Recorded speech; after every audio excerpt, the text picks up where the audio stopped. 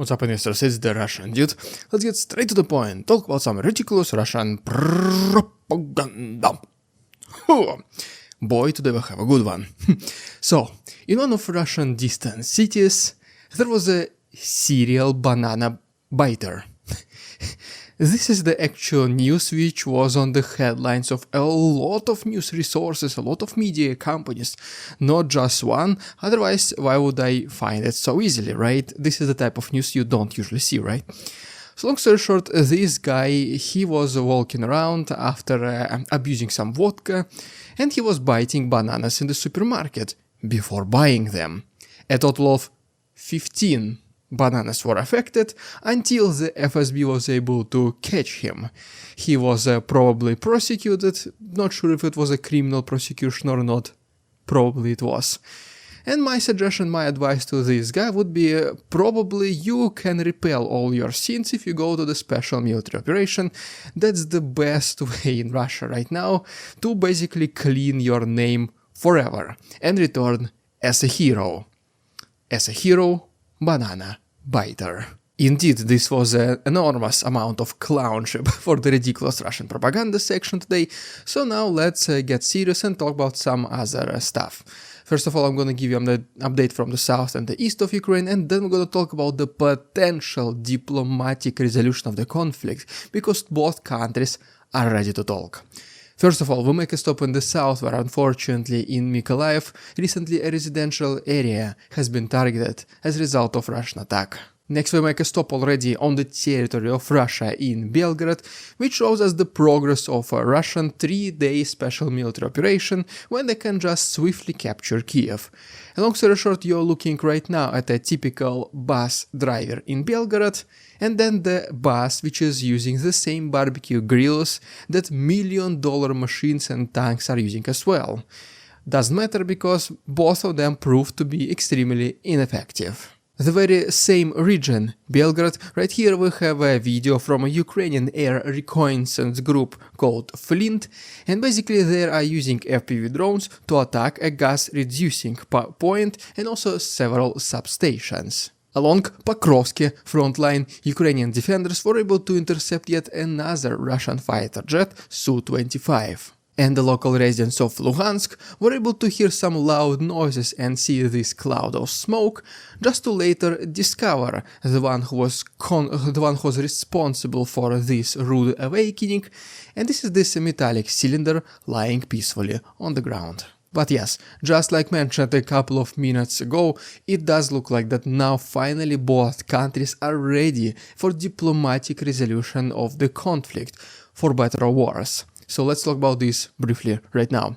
First of all, the most recent statements from the Russian side came to us from the Minister of Foreign Affairs, Sergei Lavrov, whenever he went to his trip and visited the United Nations. He basically said that, yes, as always, Russia has always been ready for peace negotiations with Ukraine, but at the same time, Russia also wants to discuss its security guarantees in case it happens. Well, so this is at least something new. And then Zelensky, in his most recent interview with the BBC, mentioned also exactly the same. Ukraine is looking for a diplomatic resolution of the conflict. Zelensky is highly interested in achieving peace as soon as possible. And also, another change from the previous statements that Ukraine was making is that right now Zelensky understands that the territories can be returned not just through the combat activities, but also from diplomatic resolution. And at the same time, the president of Ukraine added that there is a way how Ukraine can get a better deal for itself. And long story short, what it means is that the world and Ukraine must apply an immense, massive final pressure against the Russian forces right now in Ukraine, so that whenever both countries are sitting at the table of negotiations, Ukraine will have an upper hand against Russia's weaker position. And this can be fulfilled once again if the West accelerates and increases its military support to Ukraine. Ukrainian soldiers should also receive a double motivation because right now, let's be honest, I'm almost certain the majority of Ukrainian soldiers sitting in the trenches, they simply do not see how this conflict ends. For them, this is just a routine, day-to-day activities when they don't know which day can be their last one. So they need to see that potentially the very next major battle they're gonna participate in could be their final one. In good terms, not like the final on Earth, but the final battle. After this, everything will become much and much better. Because also, let's be honest, we spoke about this a couple of episodes ago, approximately 44% of regular Ukrainian civilians are tired of this war and they want to start peace negotiations as soon as possible. And vast majority of them, they are accepting whatever the outcome will be as long as Ukraine is dictating the rules, which complements the previous statement by Zelensky that the world needs to apply final pressure against Russia so that it will be Ukraine with the upper hand at the table. Zelensky then also concluded that at this very moment, as long as Ukrainian people do not oppose significantly against his presidency, Zelensky will remain at power until the war will be over. And speaking about the outside contribution towards Russian-Ukrainian negotiations, obviously we remember the visit of the Prime Minister of Hungary, Viktor Orbán, to both these countries. First of all, he went to Ukraine, then he went to Russia, spoke with both presidents, and then he continued traveling almost around the world, speaking with the rest leaders of countries.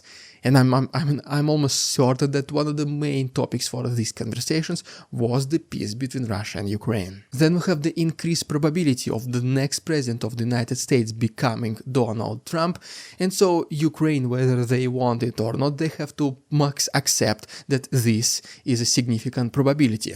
Zelensky is not going to be like, okay, if it is going to be Donald Trump, we're not going to talk with America at all, because Zelensky understands America is a very big partner and friend of Ukraine, so no matter who is going to be elected, Ukraine must remain in good contact with this country. As a result of this, there was already a phone conversation between Donald Trump and Vladimir Zelensky, and Donald Trump mentioned in his social media that this was a relatively productive conversation, it was a very good talk, which also shows the side of Donald Trump, that he's not gonna be saying and doing things like he did in the past. As soon as I'm the president of America, Ukraine is not gonna get any of your taxpayer dollars. No, nothing like this.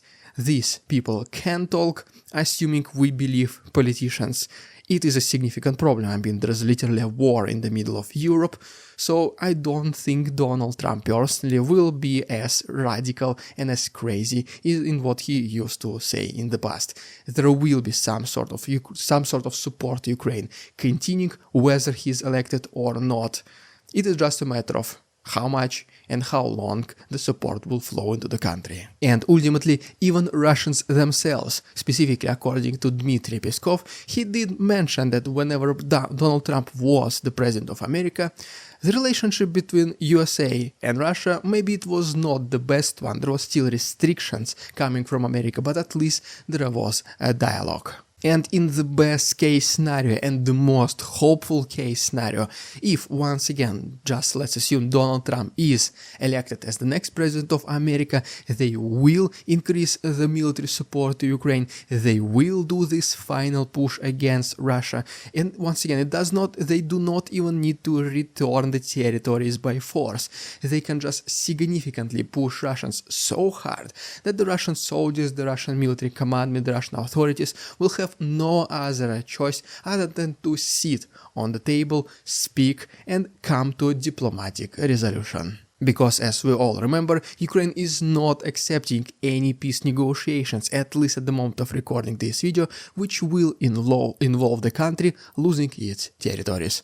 So let's hope, everyone, this will never happen. Because we all do remember, Ukraine made several statements that not a single peace resolution which will include Ukraine surrendering its territories will be accepted by the Ukrainian authorities. So yes, let's hope that this will never come to this, Ukraine will return its rightful land, and the war will be over on mostly Ukrainian terms. And by the way, speaking a little bit more in details about how specifically Ukraine can achieve this dominance, because by the way, a lot of Western military experts, they call 2025 the year of Ukraine. So let's talk about this a little bit more details right now. This is an extra chapter for my Patreons. Guys, please, if you want to continue watching, go ahead and check my Patreon. Link is down below. You will be able to see this fully uncensored episode, in addition to hundreds of extra photos and videos. Once again, the link to my Patreon is down below.